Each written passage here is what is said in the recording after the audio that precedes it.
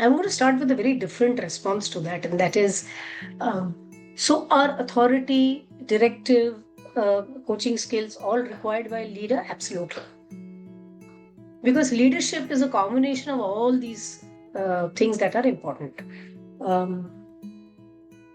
What makes coaching skills also important amongst all of these things is depending on what the context is, and also what are you intending to build in the organization, in people, and in your own leadership skill set, so to speak.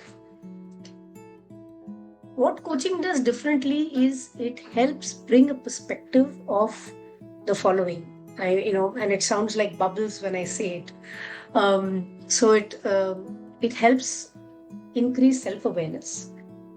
It helps understanding the emotional intelligence aspects, EQ aspects, which are not just about yourself, but also your own impact on others. So it helps understand that as well. The third thing that it also does is, in order to get to these two states, it helps you start listening better. And when you start listening better, you're not just listening to the other person, you're also listening to the voice in the head, which is continuously chattering as well.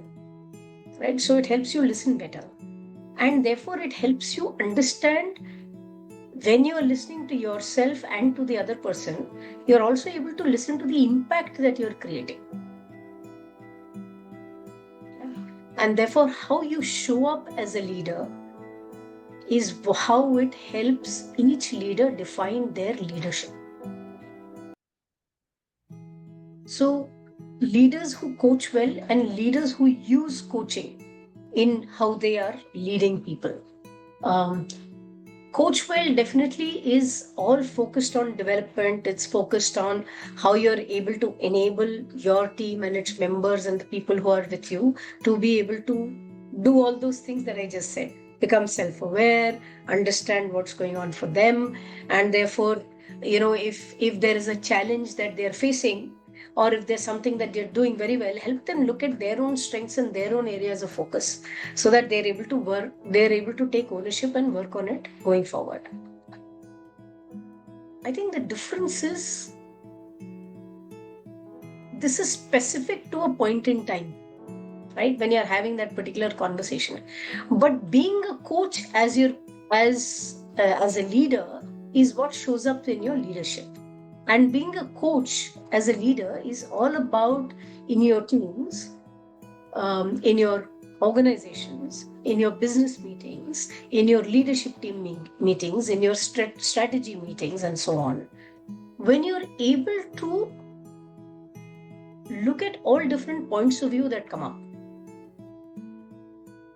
and therefore you're listening to it. So the outcome is listening to points of view. The ingredient that goes in is listening. And when that ingredient goes in, then you're able to, using that coaching mindset, using that ability of coaching, you're actually able to see what are all those different points of view bringing. So the need to react and respond, the response becomes higher in proportion than react. So therefore, you are able to listen to all those perspectives and also be able to say, hey, how are they enhancing my perspective? Or how is this not, in connection, or is it is in contrast with what I'm saying? So, and you lead with the ability to be curious and explore that.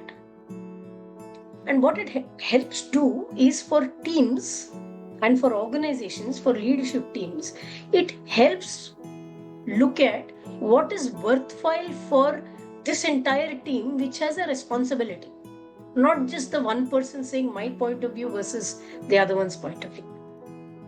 Yeah. So I think this is what coaching does. And if I were to give an example, remember working with with a leader who had very valuable thought processes and perspectives. But the value of the thought process and perspective did not show up in leadership meetings. because time went away in saying my thought is better than yours. And when they started looking at, okay, what is unique about your thought, what is unique about my thought, so what is required, when they started looking at what is required for the team itself, the quality of what showed up was much higher. Of course, to do all of this, it's not that you just start doing it once and it happens. It takes time to practice and to get into that groove as well.